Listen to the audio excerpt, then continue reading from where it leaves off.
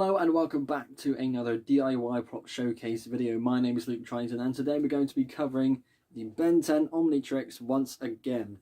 So this has gone through quite a bit, it's got to be said. So when I made this for the first time, the custom version, it had the floor mat foam and it was just spray painted black.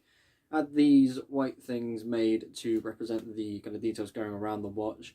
But that was pretty much it. After then, I kind of extended it to be some kind of Ben 10,000 Pip-Boy crossover doohickey. And whilst that was fun, I think I've actually got the piece back here still. Let me just grab that real quick. Can I? Yes, here it is. So after a while, this got really annoying to put on and take off. So I thought, sod this. I'm going to take it off. I'm going to revert it back to how it should be. Oh, fell over. There we go. So this is actually different to how it first looked. As you can see, it's much cleaner, much tidier, well, besides the glue splodges there. And it is a much nicer looking original Omnitrix. If I do that as well, you can see the four corners there and there. Looking much nicer, much cleaner, and that is kind of what I wanted to go for originally, but first time around it didn't actually look too good because of the switch that was here on the side. So this is a modification of the original Ben 10 Omnitrix toy. I've applied some floor mat foam because it's really easy to curve to shape, as well as using some wires wrapped in thin white foam to create this curved look.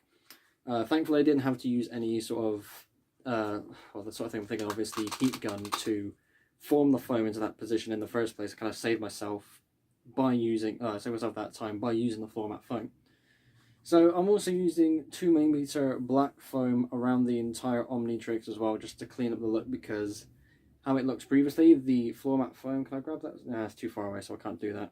If I try and show you what the inside looks like.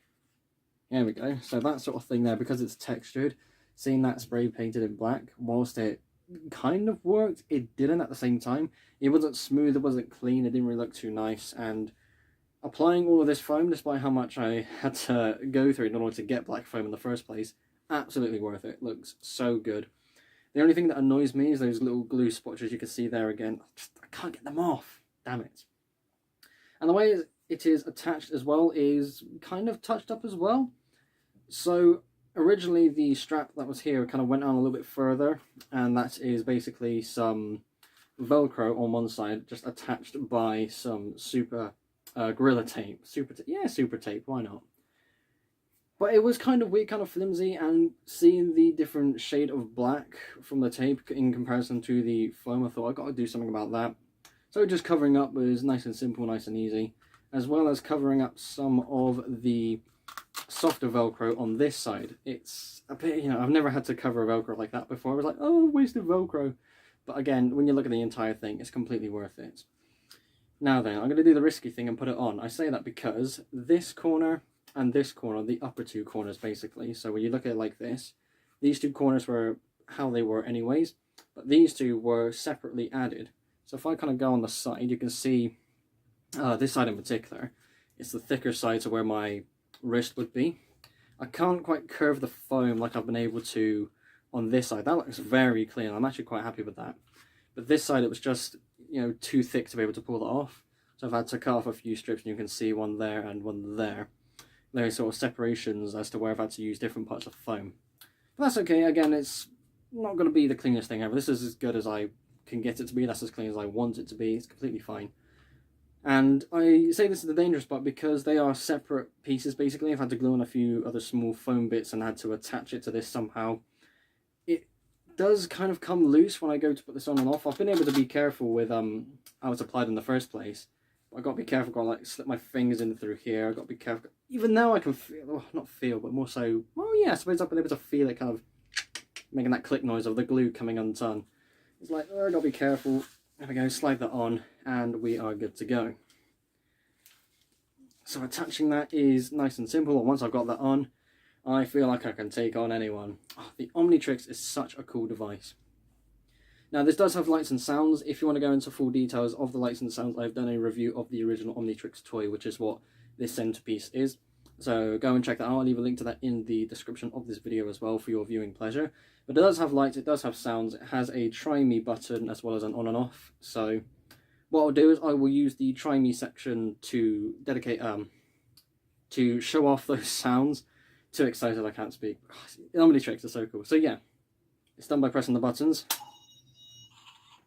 Let me turn around so you can actually hear them. That was the activation noise. Obviously you get some good lights and sounds when you turn the dial. Now because it's on Try Me, pressing it down isn't going to do anything. But this is the sound it would make if it is pressed down.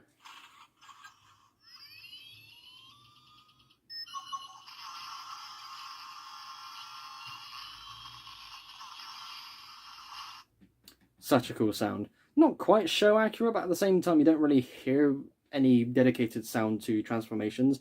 You see the transformations if anything. And of course, once that happens, you have 60 seconds to have your role-playing fun before you hear the timeout feature. In the original show, Ben had 10 minutes. You only get 1 minute. At the same time, that's plenty of time to have some fun and roleplay, especially when you're at a convention, you hear this. Even though I don't think you would actually hear that noise if you're at a convention, because so many people will be talking over you, and it'd be difficult to put the whole thing to your ear just to hear it in the first place. Oh, but it's so cool. Let me turn that off. Oh yeah, I'll tell you what, speaking of which, I don't know how easy it is to see, but right in there, that's where the switch is. That's another reason why these two corners weren't added in the first place, because it's so difficult to get my finger in there for the switch entirely.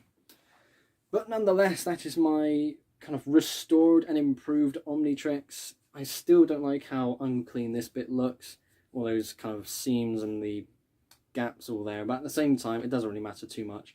It's an Omnitrix. I love Ben 10, I love the Omnitrix. Time to go watch some new Ben 10 episodes. I've been able to catch up on the entire original series. I'm going to be going through Ultimate Alien, Alien Force, and eventually into Omniverse. Apparently a lot of people don't like Omniverse, but you know, I suppose I have to watch it myself before I cast my judgment.